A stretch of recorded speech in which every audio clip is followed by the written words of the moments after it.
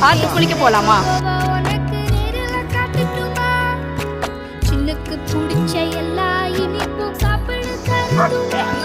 அந்த அறிவிப்பால் அன்ப தருவாளே சின்ன அறிவிப்பும் இன்று சுடுவாளே நீயும் தும்மிடி தும்மிடி ஆயுசு நூறாக என் உயிர் உன்னோட பத்திர சொத்தாக என் பார்வை உன்னோடு உன் பொம்மை கண்ணோடு பேசாமல் விண்ணோடு நாம் மிதந்து போ